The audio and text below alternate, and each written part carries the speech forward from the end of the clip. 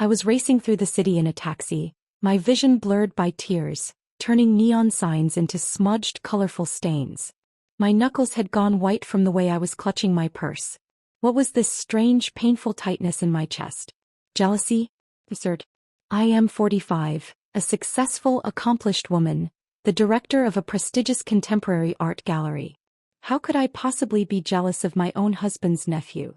And yet, the image was seared into my mind. A young blonde woman leaning into him at a cafe across from my gallery, while he wrapped his arm around her shoulders with unmistakable tenderness. "Pull yourself together," I muttered aloud, using the phrase my American grandmother always used to say. The taxi driver cast me a questioning glance in the rearview mirror but remained silent. Classic British tact. Never meddle in someone else's problems. I remembered the day a month ago when he first walked into my gallery. That evening was when it all began, though I hadn't realized it at the time. It was the opening night of an exhibition I had been preparing for almost a year. The Shifting Perspectives. A project with the potential to bring our gallery to an international level. I was standing near the central installation when my phone vibrated. Robert, my husband, was letting me know he wouldn't be able to make it. Yet another urgent meeting with investors. Work always came first. I was used to it by now, but still a pang of disappointment pricked at me. Impressive work. The juxtaposition of fragility and strength here is quite moving. I turned around and met a pair of deep brown eyes, attentive, warm. He was tall, dressed with a casual elegance that hinted at a creative nature. I recognized him immediately. Robert's nephew, the one my husband had been talking about for weeks. A young architect in town to work on a project for the new cultural center. "Thank you. Most people miss that contrast," I replied, surprised at how precisely he had grasped the essence of the installation. "I'm not most people," he said with a smile. And there was something about that smile, so sincere, so effortless, that I couldn't help but smile back. That evening was supposed to be my triumph, my moment of professional recognition. But once again Robert hadn't been there to share it with me. Instead, his nephew never left my side, listening intently, asking thoughtful questions, admiring the exhibits. In his presence I felt seen. Not just as a successful businesswoman but as a woman, with taste, intellect, a passion for art. When the evening came to an end, he suggested we take a walk instead of heading straight home. "Let's ditch the after-party. I bet you've had enough small talk for one night," he said, reading my mood with effortless precision. We wandered through the city talking about art, architecture, books. He listened to me the way Robert hadn't in years, with genuine interest, asking questions not out of politeness, but out of a desire to understand my thoughts. When we stopped on a bridge overlooking the city lights, I suddenly felt lightheaded. Perhaps from the champagne at the exhibition, or the emotional intensity of the night. He caught me by the waist, a light, almost weightless touch. But in that moment something passed between us. A spark. A pull that shouldn't have been there. "You okay?" he asked, concern in his voice. "Just a bit dizzy. Too much excitement for one night," I answered quickly, stepping away, frightened by my own reaction to his touch. The taxi pulled up in front of our house. A modern mansion in a prestigious neighborhood, the material embodiment of Robert's success. I paid the fare and stepped out, feeling an odd sense of determination. It was time to talk to my husband about the growing emptiness in our relationship. About how his success and my professional growth had led us to a paradox. We lived together, yet existed apart. I took a deep breath of the cool night air. "Time to face the music," I murmured, echoing one of my mother-in-law's favorite expressions. What did I really feel for my husband's nephew? A fleeting infatuation? Or was this sudden emotional storm merely a symptom of something I had long refused to acknowledge? That my marriage had become a business partnership, devoid of warmth and passion? I stepped inside the house, ready for a conversation that had been overdue for years. But deep down I already knew. Something had shifted. And those changes terrified me just as much as the electric charge that ran through my skin at the accidental touch of a man who should never have made me feel this way. In the weeks that followed, I buried myself in work. Preparing for a new gallery project was the perfect way to avoid thinking about my own emotions. My office became a fortress, shielding me from feelings I wasn't ready to face. That night when I returned home, I never spoke to Robert. He was already asleep, and by the time I woke up the next morning, he had rushed off to another meeting. Our usual pattern, two ships passing in the night. I was sifting through documents for the upcoming exhibition when I heard a familiar voice. He stood in the doorway of my office, relaxed, a faint smile on his lips, a folder of architectural sketches tucked under his arm. "Thought you might want to see how your space could be transformed," he said, and I felt my heart skip a beat. He had come to show me his ideas for reorganizing the gallery space. His vision was fresh, bold, yet deeply respectful of the building's history. He spoke of light, space, and perspective the way others spoke of poetry. "You've got a good eye for this," I said, striving to sound professional. "Have you been doing this long?" "Long enough to know when something is special," he replied, and his gaze lingered on me just a fraction of a second longer than it should have. I couldn't ignore the way my attitude toward my own appearance had changed since his arrival. That morning I had paused before the mirror, choosing my outfit with uncharacteristic care. I had set aside my usual structured business suit and opted for a deep burgundy dress, one I had reserved for special occasions. I had let my hair down instead of pinning it into its usual tight bun. I had even dabbed on a hint of jasmine perfume, the one Robert had given me for our anniversary but that I had always considered too sensual for everyday wear. "I'm hosting a dinner tonight," Robert announced at breakfast a few days later. "Some investors, the board members. The usual crowd." I nodded, accustomed to these impromptu declarations. Business dinners at our home were a staple of Robert's professional rituals. "And I've invited my nephew too," he added between sips of coffee. "He's going to be part of our project." Thought it was time he got to know the key players. My heart did a somersault.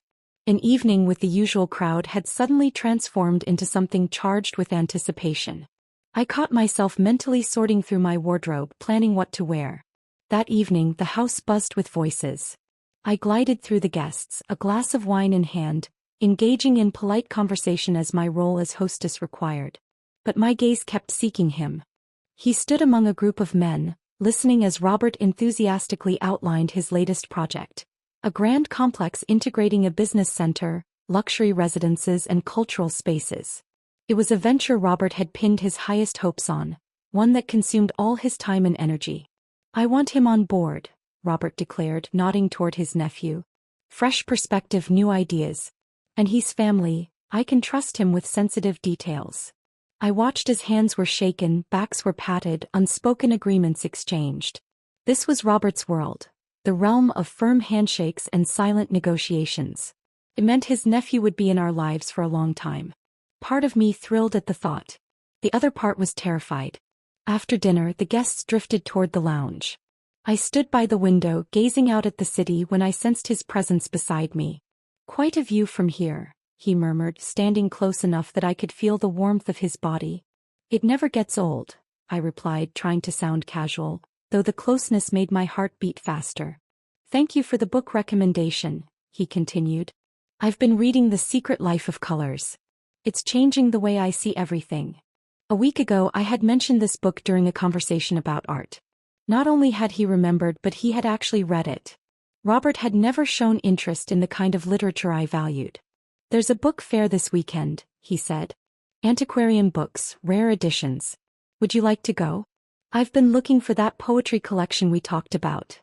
The invitation was innocent. A cultural event, shared interests. But the prospect of spending time with him outside of home and work stirred a strange excitement in me, mixed with unease. "Sounds wonderful," I answered before common sense had a chance to intervene. The book fair was held in an old mansion that had been converted into an exhibition space. We wandered among the shelves, discussing our discoveries, exchanging opinions. His erudition was astounding. He effortlessly moved from modern architecture to Victorian poetry, from French Impressionism to Japanese philosophy. "Oh my God!" I exclaimed upon spotting a small leather-bound volume. "Is that first edition Yeats?" He nodded, carefully pulling the book from the shelf. "You mentioned you'd been looking for it." He handed me the book and our fingers brushed. A jolt of electricity ran up my arm and I pulled my hand away, not out of fear but from the sheer intensity of the sensation. The book slipped from our hands and we both bent down to retrieve it. Our faces were so close I could feel his breath. "Sorry," I murmured, straightening up hastily. "Don't be," he replied softly, rising slowly and handing me the book. There was something in his eyes that made me hold my breath. At home, I placed the book on the shelf in my study and stood there for a long time, staring at the spine. It was just a gift, a thoughtful gesture. So why did it feel as though I had received a love confession? At an antiquarian stand in the far corner of the fair, I found an old map of the city. A perfect gift for Robert. He collected vintage maps. I bought it, feeling a strange sense of guilt, as if this act was an attempt to atone for the emotions I had felt in another man's presence. That evening I gave Robert the map. He was genuinely pleased, but his gratitude was brief. Within a minute he was back to talking about work, meetings, projects. And I realized I was watching him from a distance as if he were a stranger. When had we become like this? When had we stopped truly seeing each other? "Is everything okay?" he asked, noticing my gaze.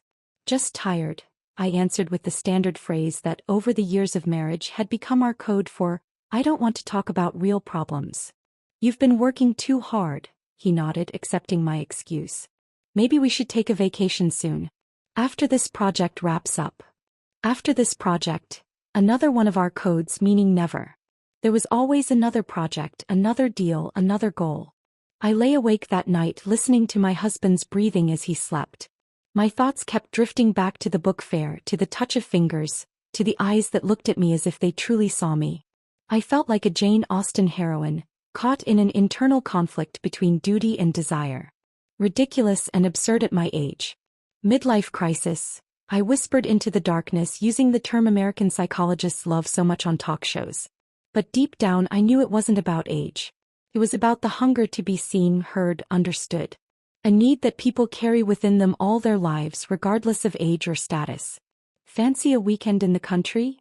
Robert suggested over breakfast on Friday, not looking up from his tablet as he skimmed the morning stock reports. I nearly choked on my coffee in surprise. My husband, a workaholic to the core, suggesting we escape the city? "What's the catch?" I asked half-jokingly, though with a hint of suspicion. "No catch," he shrugged. "Been working too hard. Could use some fresh air. Plus, I invited my nephew to join us. Thought we could discuss some architectural concepts for the lakeside development while we're there. Kill two birds with one stone, as they say. Of course. Or, naturally. And his nephew."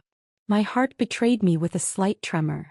Our country house was an hour's drive from the city, nestled on the shore of a picturesque lake. It was a place we had once, early in our marriage, visited to escape the hustle and bustle and be alone together. Now, it was mostly used for business weekends with Robert's partners or left empty. On Saturday morning I decided to go for a run along the lake. The morning mist still lingered over the water, giving the landscape an almost mystical feel. I jogged along the familiar path, enjoying the cool air and solitude, when I heard footsteps behind me. "Mind if I join you?" His voice caught me off guard. He caught up, smiling that particular slightly shy smile that always brought one to my own lips. We ran along the shore in silence, but there was an intimacy in that quiet. The sky, which had been clear earlier, was slowly filling with clouds. The wind picked up, urging us back toward the house. "Looks like we're in for a storm," he noted as we reached the small pier. "We'd better head back before it hits," I replied, turning toward the house. But nature had other plans. A sudden gust of wind brought the first heavy raindrops, which quickly turned into a downpour. We sprinted toward the only shelter nearby, a small garden gazebo. The gazebo, built by the previous owners, was small and cozy with wooden benches and a view of the lake. But now that coziness felt dangerous. We were too close, soaked through, breathing hard from the run. "You're shivering," he said, noticing the way I trembled in my drenched shirt. He took off his sports jacket and draped it over my shoulders. A simple, caring gesture. But when his hands brushed my arms, time seemed to stop. Our eyes met, and in that moment all the barriers I had carefully built crumbled. I don't know who made the first move. I only remember his lips on mine, gentle, warm, insistent. I remember my arms wrapping around his neck on their own, his hands sliding down my back, pulling me closer. The kiss lasted a moment and an eternity at the same time. And then reality crashed down on me like an icy shower. What am I doing? I was a married woman kissing my husband's nephew. I can't, I whispered, pulling away. "This is wrong." Without waiting for a response, I ran out of the gazebo and into the pouring rain as if chased by demons. In a way, I was demons of my own conscience. Once inside the house, I went straight to our bedroom, locked myself in the bathroom, and stood under the steaming shower for a long time, trying to wash away not just the rain but the guilt, the lingering traces of his touch that seemed to have burned into my skin. When I finally stepped out, Robert was sitting on the bed, phone in hand, his expression grim. "Emergency at the site," he said, staring at the screen. "Water damage from the storm. Need to head back to the city immediately." I felt a strange mix of relief and disappointment. Relief, because I wasn't ready to face his nephew after what had happened. Disappointment, because, no, I didn't want to analyze that feeling. "I'll come with you," I said, starting to pack my things. "No need," Robert shook his head. "Stay, enjoy the weekend. I'll be back tomorrow evening if everything goes well." He kissed my cheek. A quick, almost mechanical gesture, nothing like the kiss I had experienced in the gazebo. "Oh, and tell my nephew I'll call him later about those design modifications." As Robert's car disappeared around the bend, I was left alone in the vast house with the man I had just kissed and run away from. A situation straight out of a Henry James novel or a Woody Allen film. "Your husband left?" His voice caught me off guard as I entered the living room. He was sitting at the piano, absent-mindedly running his fingers over the keys. "Emergency at the construction site," I replied, trying to keep my voice neutral. He nodded and kept playing, a melody I didn't recognize but one that struck something deep within me. Dark, passionate, tinged with longing. "About what happened?" I began. "It's okay," he interrupted, eyes still fixed on the keys. "You don't need to explain." But I did. If not to him, then to myself. As a woman who had always prided herself on her rationality and self-control, I suddenly found myself at the mercy of emotions I neither understood nor could contain. "I'm not that kind of person," I said quietly. At last he lifted his gaze from the piano and looked at me, a long, searching look. "Neither am I," he replied simply. "That's what makes this so complicated." Thunder rattled the windows and I stood there, unsure of what to do next in a story that was clearly spiraling out of my control. Back in the city, I threw myself into work with renewed intensity. Immersing myself in preparations for the new exhibition became my salvation. When I was curating pieces by contemporary artists, negotiating contracts and planning the gallery layout, there was no room left to think about what had happened at the lake house. For an entire week I managed to avoid seeing him. I declined invitations to lunches where he might be present, fabricated urgent tasks whenever Robert suggested the three of us go out for dinner. I was certain I could suppress these unwelcome emotions, that they would fade like a passing cold or a temporary lapse in judgment. And then his message arrived. Short and businesslike. "Need to discuss gallery space for the joint project. Your office or my studio?" I should have suggested my office, where there were always other people. It would have been the reasonable, safe choice. Instead I typed, "Your studio. Tomorrow 3 p.m. His studio was in a repurposed industrial building, converted into creative spaces. Floor-to-ceiling windows, exposed brick walls, minimalist furniture and blueprints scattered everywhere. A place that reflected his personality, creative, unbound, modern. "Something stronger?" he offered as I walked in. "Just water," I replied, my throat strangely dry. We began discussing the project, a blend of gallery space and retail that Robert had envisioned. He spread out the blueprints on the table and I leaned over them, trying to focus on the lines and proportions rather than his proximity. "I was thinking about maximizing natural light here," he said, pointing to the central part of the design. "So the art can be viewed as the artist intended." "That's thoughtful," I nodded. "Most architects prioritize shop space over gallery needs." "I'm not most architects," he smiled, echoing the phrase he had used when we first met. Our eyes met, and for a moment, all pretense collapsed. We both knew that wasn't why we were here. "This won't work," I exhaled, stepping away from the table. "I can't think straight when you're around." "Then don't think," he said, stepping closer. "For once in your life, just feel." But I couldn't just feel.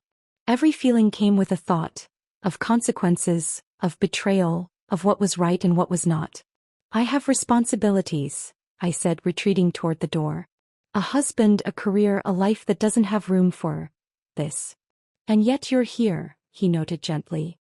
I had no answer because he was right. I could have sent an assistant to discuss project details. I could have insisted on meeting in my office. I could have found 1,000 ways to avoid this situation. But I came here because I wanted to see him. What are you afraid of? He asked, stepping even closer. Everything, I admitted. Hurting my husband. Ruining my reputation. Losing control of my life. But most of all, I'm afraid of how you make me feel. And how do I make you feel? Alive, I whispered. For the first time in years, truly alive.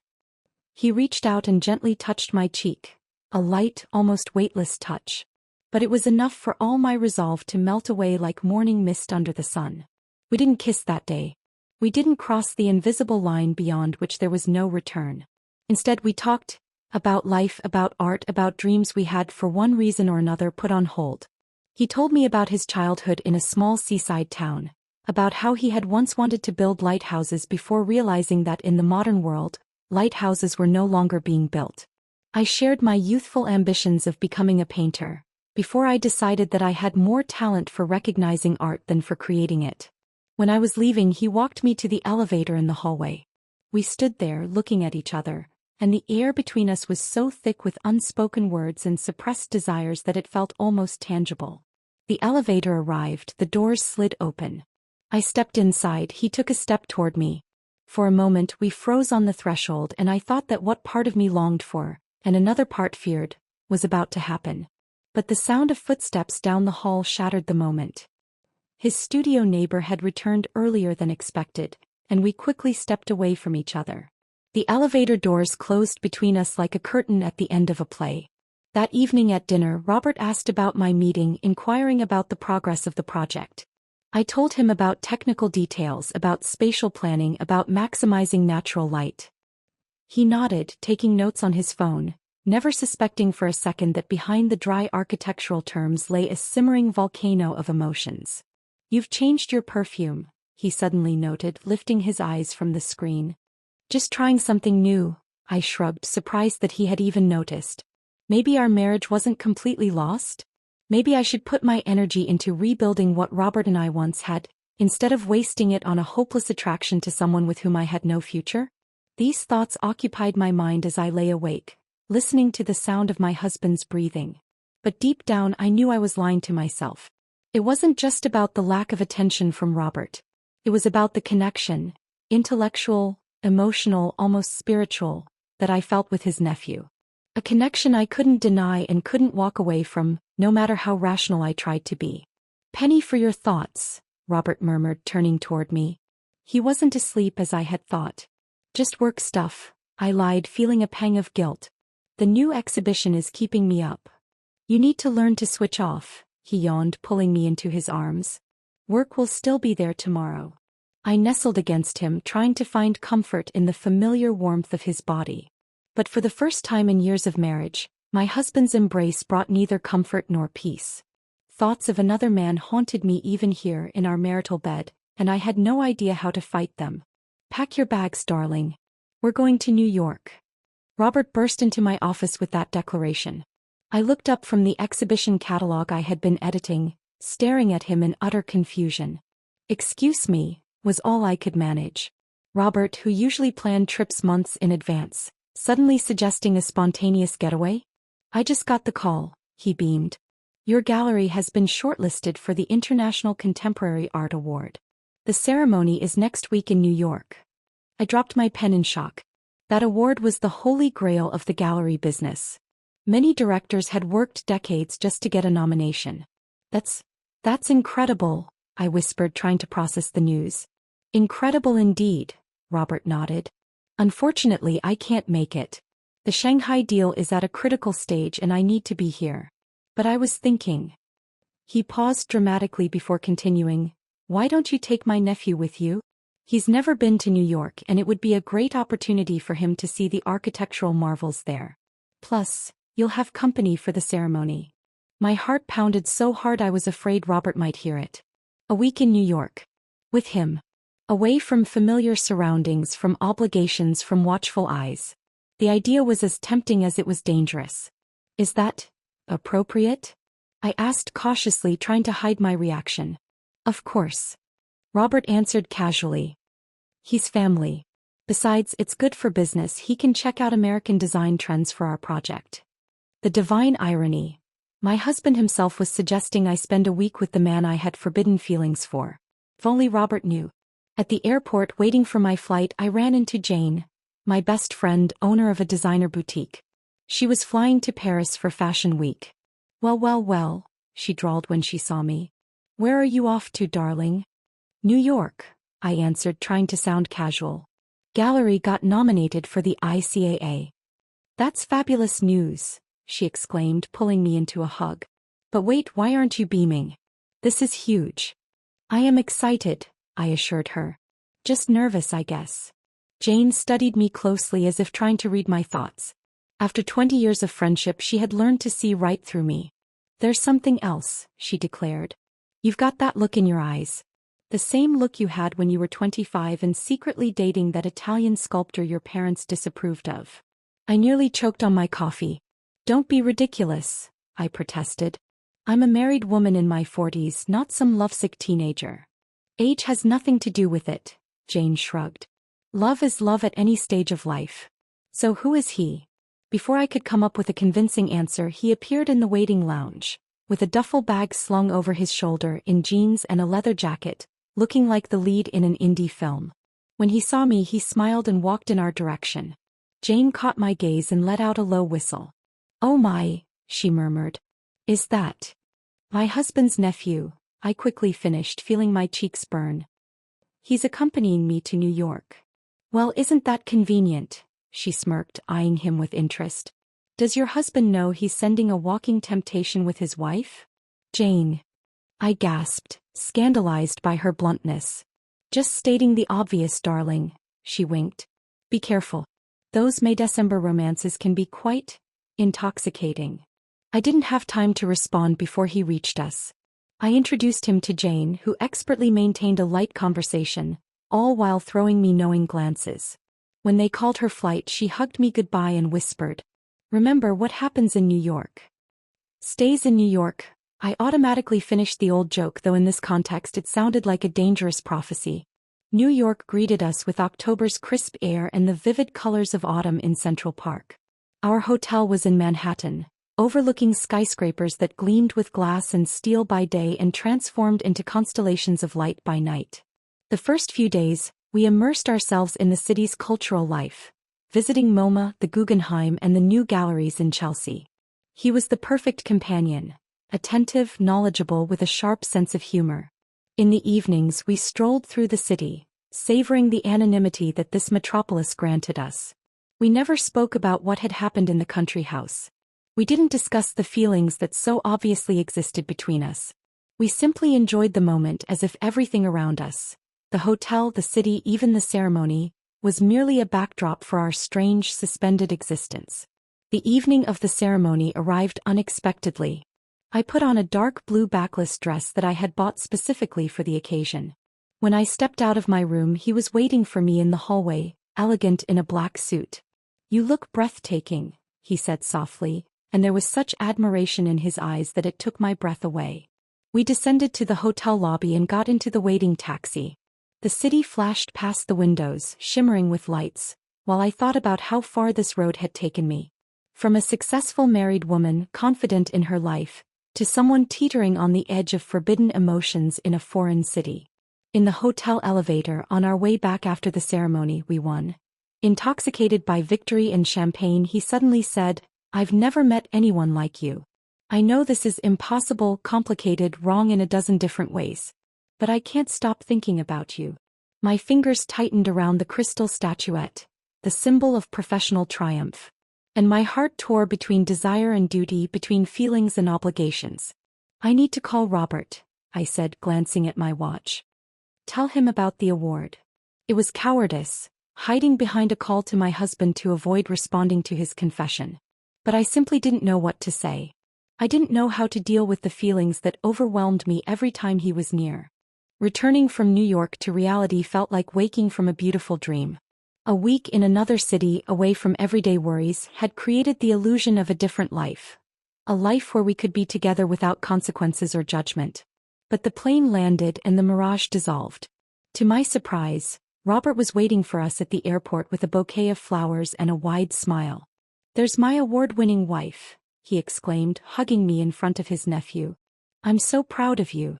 There was a genuine admiration in his eyes, something I hadn't seen in years. He looked at me as if he were discovering me all over again. I thought you'd be stuck in meetings, I said, trying to hide my unease. And miss welcoming home the director of the most prestigious gallery in the country? Not a chance, he winked. Besides, I've got a surprise for you. Dinner reservation at the Ritz tonight. Just the two of us. I caught a brief glance from his nephew, a mixture of understanding and bitterness in his eyes. He quickly said goodbye, citing other obligations, and left us alone. So, how was New York? Did you two have a good time? Robert asked as we drove home. It was educational, I answered cautiously. The ceremony was incredible. I still can't believe we won. You deserve it, Robert said, covering my hand with his. Your passion for art is what makes that gallery special. I've always admired that about you. Dinner at the restaurant felt like a date from our youth. Champagne, candlelight, unhurried conversation. Robert spoke about his projects with enthusiasm, but for the first time in a long while he also asked about my work, my plans, my dreams. As if something had changed in him during my absence. I've been thinking, he said as the waiter brought dessert. Maybe we've been too focused on our careers. Lost sight of what matters. I lifted my gaze to him in surprise. Life's too short to spend it just working, he continued. My father worked himself into an early grave. I don't want that to be us. This was a completely new Robert. Reflective, emotionally open, thinking about life rather than just business. What brought this on? I asked, stunned by the change. Honestly, a conversation with my nephew, he admitted. He mentioned how you lit up talking about the galleries in New York. Said he'd never seen anyone so passionate about their work before. Made me realize I've been taking your passion for granted. Taking you for granted. The irony of the situation was almost unbearable. The very person I had forbidden feelings for had helped my husband recognize the value of our marriage. At home, Robert suggested opening a bottle of wine and sitting in the living room. We talked late into the night, about the past, the future, how we had drifted apart without noticing, and how we could fix it. I've missed this, he said, running his fingers through my hair. Just talking. Being with you. And suddenly I realized that I had missed it too. The closeness, the genuine connection, the feeling of being truly seen by the man I had shared so many years of my life with. The next day I returned to the gallery as a heroine. My colleagues greeted me with applause, and in my office, there were already flowers from co-workers and congratulatory cards from clients. The world around me seemed to shine with new colors. And then his message arrived. Need to talk. Can we meet? My studio, 7 p.m. A simple message, yet behind it lay a whole world of unspoken emotions and impossible choices. I should have said no. After rekindling feelings for my husband, after realizing the value of what we had, I should have put an end to this madness. But I replied, I'll be there.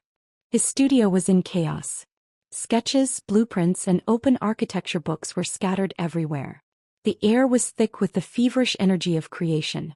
I got offered a job, he said instead of a greeting as soon as I walked in. Lead architect for a major cultural center in Boston. It's the opportunity of a lifetime.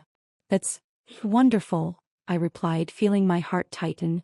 Boston was hours away, far enough to make accidental encounters impossible. I'd have to leave next month, he continued, watching me closely. Unless I have a reason to stay. A question unspoken yet clear hung between us. He was offering me a choice. Us or his career. You can't turn this down, I said quietly. It's too important for your future. Some things are more important than career, he countered, stepping closer. Like what? I asked, already knowing the answer. Like connection. Passion. Finding someone who sees you for who you really are. He was so close I could feel the warmth of his body. All it would take was one step forward and our fates would change forever. One step toward a new life, full of uncertainty but also of possibility. Robert and I talked last night, I said, taking a step back. Really talked for the first time in years. He's trying to change, to be more present. And you believe that? His voice held no accusation, no bitterness, only genuine curiosity. I believe in giving second chances, I answered. In remembering why we chose the people we chose to be with. And what about us? He asked. Are we just going to pretend this never happened? That we never felt this connection? At that moment, a loud, insistent knock sounded at the door. Before either of us could react, the door swung open and Jane stood in the doorway. She froze, her gaze moving between the two of us, and understanding flickered across her face. "Oh," she exhaled. "I see I'm interrupting something." "Jane, this isn't what it looks like," I started, though the words felt like a cliché from a cheap novel. "Darling, it looks exactly like what it is," Jane replied, closing the door behind her. "Two people with feelings for each other trying to figure things out." She walked further into the studio, casually examining the blueprints on the table. "I actually came to congratulate you on the Boston project," she said, addressing Robert's nephew. "News travels fast in our circles. But I see there's more going on here than career moves." "Jane, please," I pleaded, my voice edged with desperation. "This is complicated enough without your best friend pointing out the elephant in the room," she finished for me. "I've known you for 20 years, honey. I've seen you content, I've seen you successful, but I haven't seen you truly happy in a long time. Not until recently." Robert's nephew looked between us, his expression unreadable, a mix of hope and doubt. "Look, I'm not here to judge," Jane continued. "But as someone who's been married and divorced twice, I know a thing or two about difficult choices. Sometimes the hardest choice is the one that leads to growth." I didn't know what to say. My mind was a whirlwind, thoughts of Robert, of his nephew, of moral obligations, of my own feelings clashing and leaving me even more uncertain. "I should give you two some privacy," Jane said, heading for the door. But before leaving she turned back and added, "Just remember, life's too short for what-ifs. Don't let fear make your decisions for you." When the door closed behind her, a heavy silence filled the studio. We stood facing each other, unsure of what to say after that unexpected intrusion. "She's right, you know," he finally said. "About the what-ifs. They haunt you longer than the regrets of decisions you actually made." "It's not that simple," I sighed. "There are consequences. People get hurt." "People are already hurting," he said gently. "You, me, and yes, probably Robert too, even if he doesn't realize it yet." He reached for a piece of paper on the table, the official job offer for Boston. A contract that could change his career, take it to the next level. "I have until the end of the week to decide," he said, looking at the document. "But the truth is, I've already made up my mind." "And?" I asked in a barely audible whisper, afraid of his answer. "I'm going to Boston," he said simply. "Unless." Once again that unspoken question, that silent, "unless you choose me." "I can't ask you to stay," I said, feeling tears well up in my eyes. "This is your future." "You are my future," he countered with unexpected passion. "Or at least you could have been. But I understand your loyalty to Robert, to your marriage. I respect it even if it breaks my heart." I looked at him, young, talented, full of life and opportunities, and I knew I had no right to stand in his way. No right to ask him to give up a career breakthrough for the sake of a tangled relationship with a married woman in her 40s. "Take the job," I said firmly. "Boston isn't that far. We can stay in touch." "Stay in touch," he repeated with a bitter smile. "Is that what we're going to do? Exchange Christmas cards and the occasional text?" "I don't know what else to offer," I admitted honestly. "I'm still trying to figure out my own life, my own marriage. I can't make promises." My phone vibrated with a message from Robert. "Have news. Big news. Meet me at home ASAP." What else could possibly happen on this insane day? "I need to go," I said, showing him the message. "Robert has some news." "Of course," he nodded understandingly.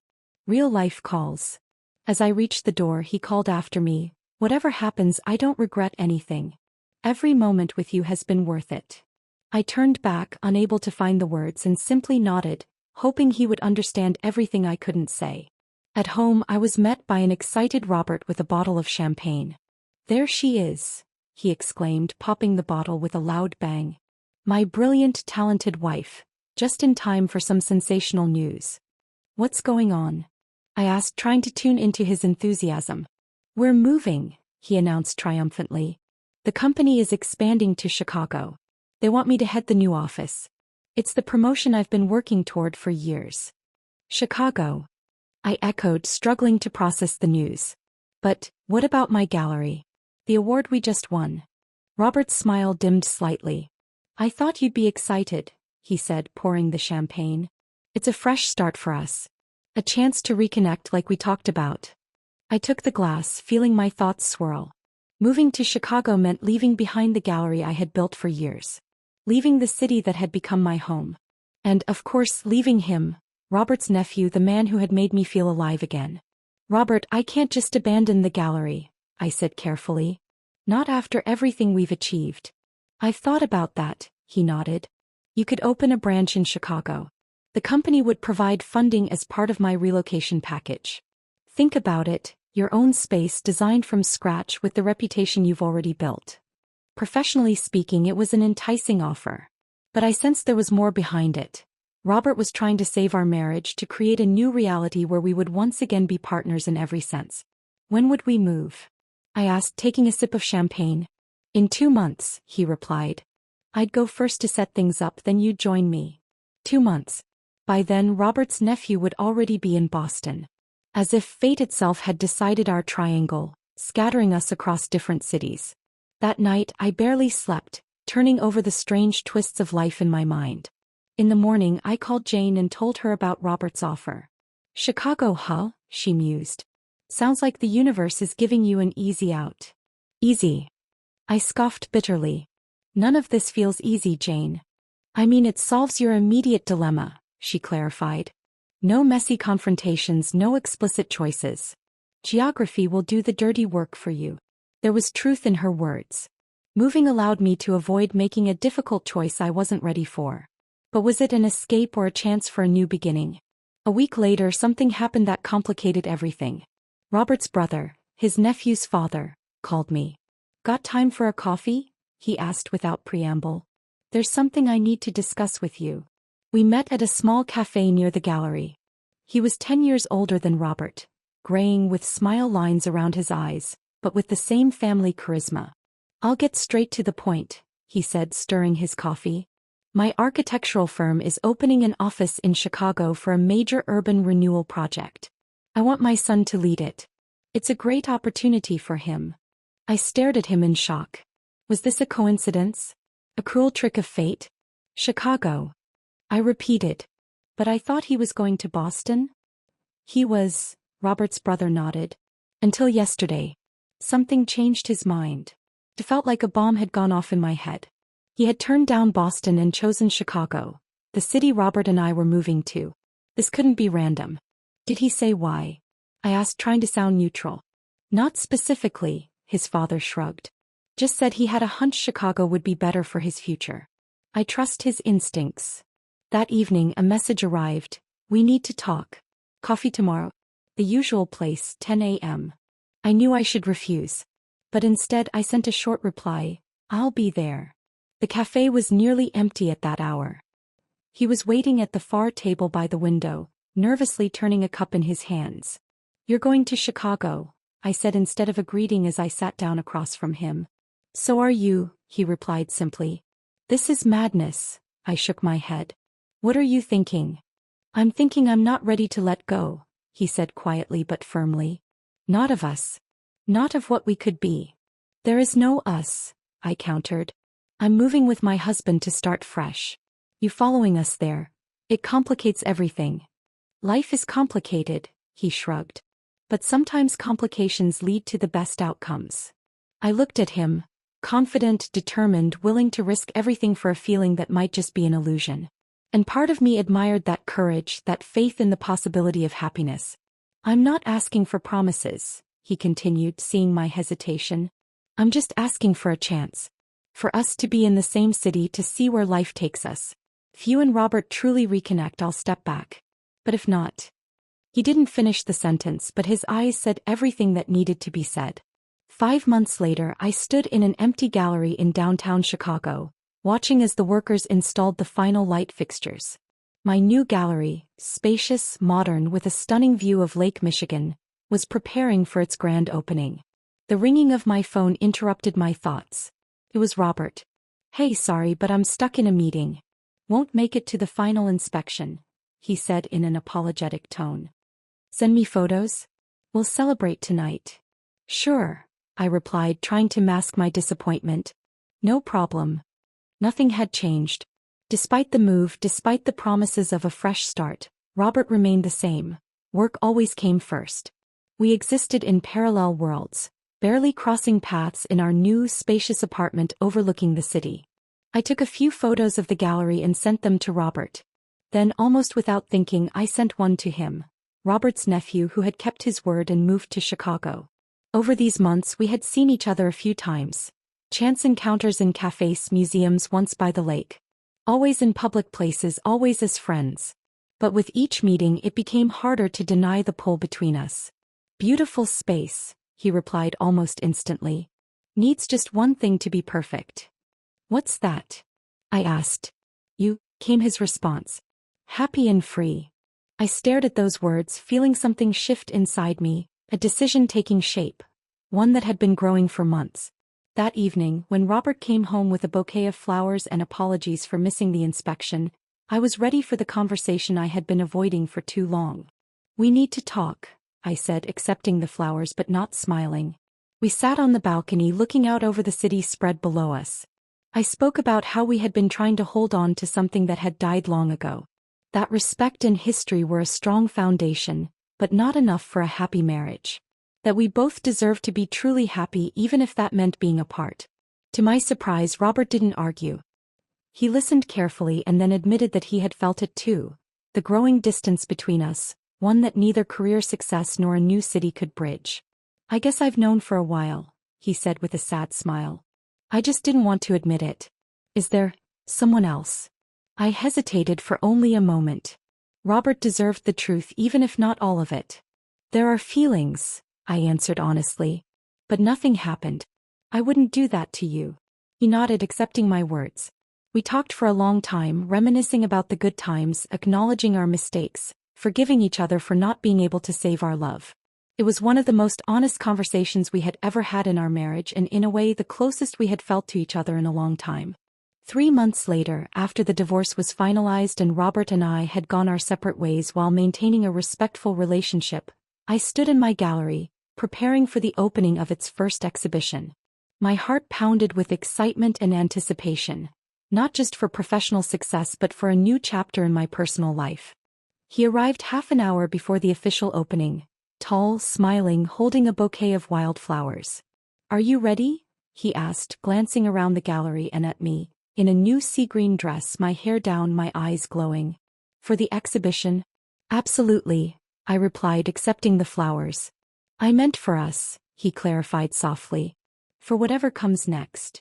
I looked at him, young, full of life and possibilities, a man who had seen the real me through all the masks and roles. And for the first time in a long while I felt complete clarity and certainty. Yes, I said simply. I'm ready. In that moment I realized that sometimes, you have to lose yourself to be found. You have to go through doubt and fear to gain the courage to be happy. And that love, real, deep, transformative, can come in the most unexpected moment, in the most improbable form, challenging everything you thought you knew about right and possible. Ahead lay the unknown, a new life with its joys and struggles, with judgment from some and support from others. But the lessons of the past had taught me to cherish the present and not fear the future. And most importantly, to follow my heart even when it required the courage to change everything. I took his hand and together, we stepped toward the guests already gathering at the entrance. Toward our new beginning.